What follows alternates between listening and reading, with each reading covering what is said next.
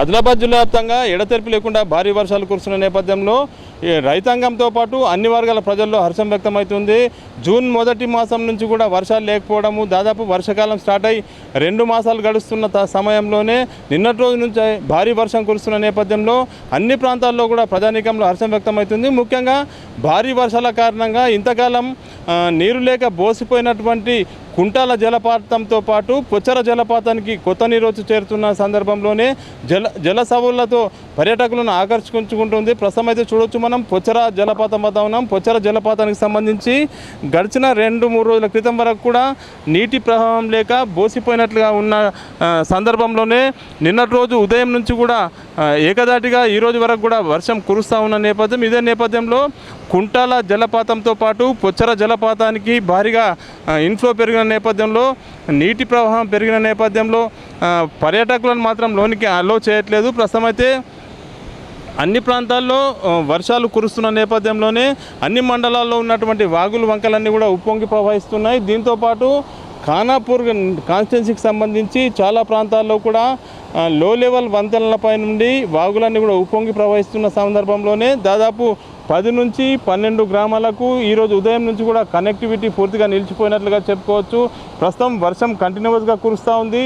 మరో 2-3 రోజుల పాటు కూడా భారీ వర్షం కురిసే అవకాశం ఉన్న నేపథ్యంలో కొంత లోతట్టు ప్రాంతాల ప్రజలు మాత్రం అప్రమత్తంగా ఉండాలి అని చెప్పి అధికారులు ఆదేశాలు జారీ చేస్తూ ఉన్నారు. దీంతోపాటు ప్రస్తుతం అయితే ఎల్నినో ఎఫెక్ట్ కొనసాగుతోంది. ఎల్నినో అంటే ఈ వర్షం కొంత సమృద్ధిగా కురుస్తున్నప్పటికీ కూడా రాబోయే ఆగస్టు మాసంలో వర్షాలపై డిపెండ్ అయి ఉంటుంది అగ్రికల్చర్కు సంబంధించి. ప్రస్తుతం అయితే నిన్న మొన్నటి వరకు తాగునీరు లేక చాలా ప్రాంతాల్లో ఇబ్బందికర పరిస్థితులు ఎదుర్కొన్నారు. ప్రస్తుతం అయితే కురుస్తున్న వర్షాలతో ఇటు జలపాతాలతో పాటు జలాశయాల్లో కూడా భారీగా వరద నీరు వచ్చి చేరుతుంది.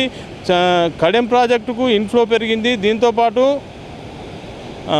స్వర్ణ, అదేవిధంగా గడ్డెనవాగు ప్రాజెక్టు, మత్తడివాగు, సాట్నాల ఈ 5 ప్రాజెక్టులకు ఇన్ఫ్లో ఈ రోజు నుంచి పెరుగుతూ వస్తుంది. దీంతో ఆయకట్టు రైతుల్లో కూడా ఆశలు చిగురిస్తున్నట్లుగా చెప్పుకోవచ్చు. ప్రస్తుతం అయితే పొచ్చర జలపాతం వద్ద ఉన్నాం. ఈ పొచ్చర జలపాతానికి సంబంధించి ప్రతి సంవత్సరం కూడా జూన్ మాసంలోనే వర్షాలు కురిసి ఈ సిచ్యువేషన్ ఉండేది. ప్రస్తుతం 2 నెలలు ఆలస్యంగా వర్షాలు కురిసిన నేపథ్యంలో నిన్నటి రోజు నుంచి ఏకదాటిగా కురుస్తున్న వర్షం కారణంగా నీటి ప్రవాహం నిన్నటి రోజు అర్ధరాత్రి నుంచి పెరిగింది. ప్రస్తుతం అయితే గంటకు నీటి ప్రవాహం పెరుగుతోంది. ఎగువన ఉన్నటువంటి మహారాష్ట్రలో కూడా భారీ వర్షాలు కురుస్తుండడం కారణంగా అన్ని ప్రాంతాల్లో దిగువ ప్రాంతాల్లో ఇన్ఫ్లో పెరుగుతూ వస్తుంది, నీటి ప్రవాహం పెరుగుతూ వస్తుంది. మరోపక్క పెన్గంగ నదితో పాటు గోదావరి నదికి కూడా పెద్ద ఎత్తున నీటి ప్రవాహం పెరుగుతున్నట్లుగా చెప్తా ఉన్నారు. 2-3 రోజుల పాటు వాతావరణం ఖచ్చితంగా రెయిన్స్ ఉంటాయని అధికారులు పేర్కొన్న నేపథ్యంలో కొంత లోతట్టు ప్రాంత ప్రజలు మాత్రం అప్రమత్తంగా ఉండాలని అధికారులు అయితే ఇప్పటికీ ఆదేశాలు జారీ చేశారు.